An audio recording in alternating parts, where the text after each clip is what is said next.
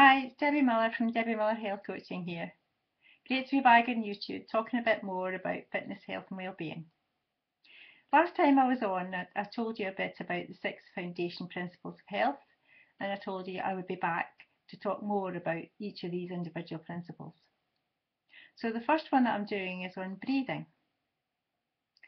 Getting your breathing right is the basis of movement as medicine. Breathing properly regulates the flow of energy and the flow of fluids throughout the body. Incidentally, I'm going to talk about breathing in relation to the more mechanical functions rather than in relation to cell respiration and the Krebs cycle and so on.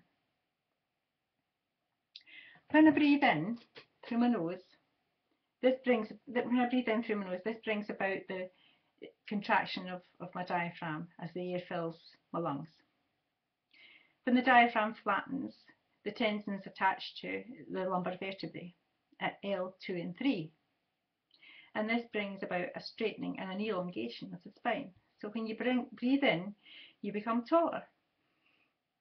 So if someone's to stand next to you with their hand on your head, they'll be able to feel you rise up and get taller. And when you breathe out, the opposite happens. You get smaller and you get a lumbar curve.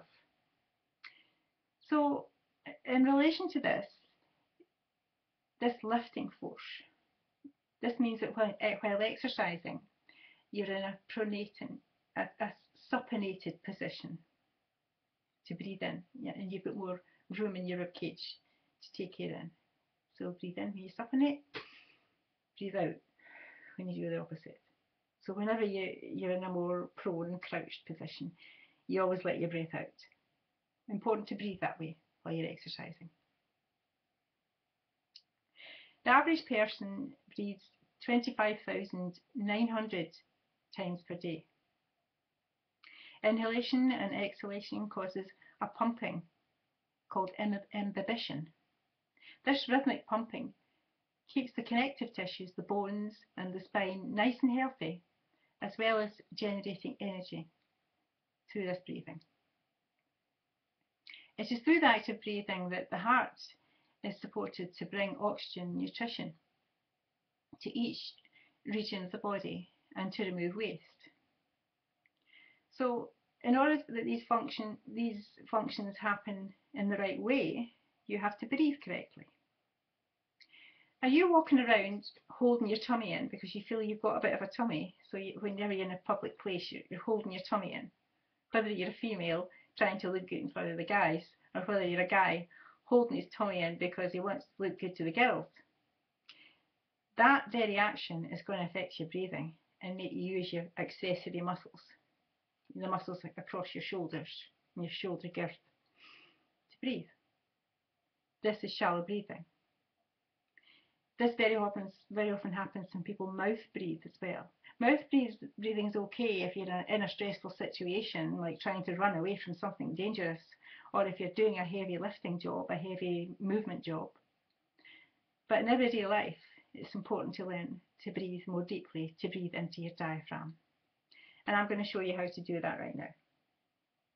What you have to do is put your hand on your chest and your other hand on your tummy button. And breathe in. And the first 2/3 of the breath should be taken up by the diaphragm in your abdomen. And it's not until later in the second third, in the last third of the breath, that the breath is felt here in the chest. So it's good to practice breathing this way. Practice doing it 10 times every night. The more you do it, the better you'll get at it, and the more efficiently you'll be in breathing. There's lots of instructions on breathing in Paul Chek's book, How to Eat, Move and Be Healthy. If you get the book, you'll find out more about it there. So rather than going around breathing shallowly like this, which a lot of women do, by the way, and mainly because they don't want to be seen to have a distended abdomen while they're breathing until it out of shape.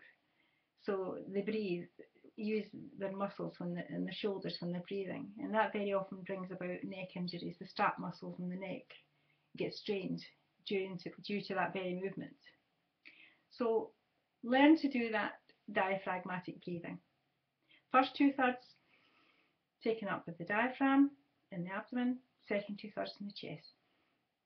Okay, practice it. It'll do you the power of good. Great to be on here again. Now remember and like my YouTube video and like my page and subscribe to my channel so you can hear more from me. I'm sure you want to hear more from me. Go on, subscribe to it. Nice to see you again. Take care.